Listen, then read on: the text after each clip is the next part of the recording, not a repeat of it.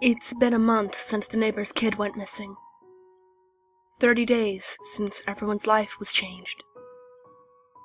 A 5-year-old girl wearing a blue dress and matching blue shoes, brown hair and eyes, and always looking for sweets.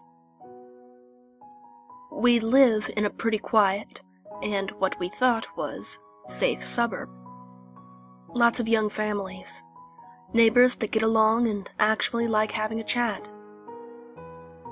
Since that day, there was a clear shift.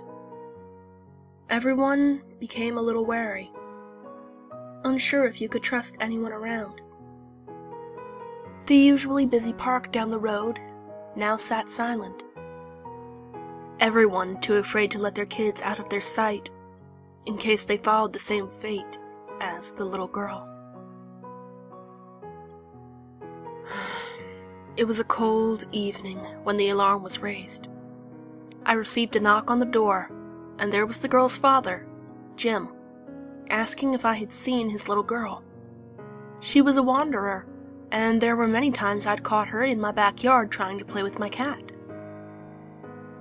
I could tell by his tone that he was hoping she had dropped by, and I had let her in for some milk or snacks, as I would occasionally do whenever I saw her. I would always let them know whenever I invited her in, so they wouldn't be worried. And I guess he was hoping I forgot to let them know. I told him I hadn't seen her that day, and my cat was indoors all day because of the cold.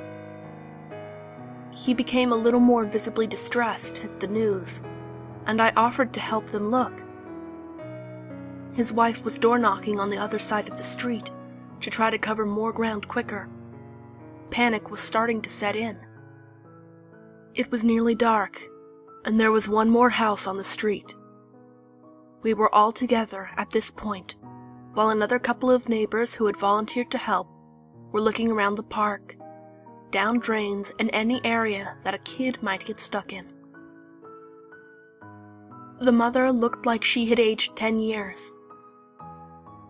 The father, trying to keep it together, holding on to the last shred of hope that his daughter visited this last neighbor, and maybe they both fell asleep in front of the TV.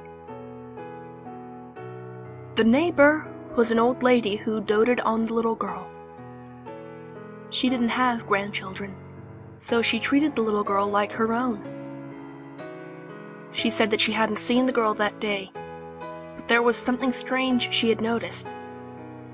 She didn't think anything of it at the time, but she did hear a child screaming earlier, and when she looked out the window, she saw a car speeding off. She thought it was a little out of the ordinary, but she just put it down to a fidgety child and a frustrated parent. The rest of the night was a blur. Screams and sirens. It was a long night. Hope has dwindled this past month. There has been a few false sightings, and everyone has been overly cautious of strangers around.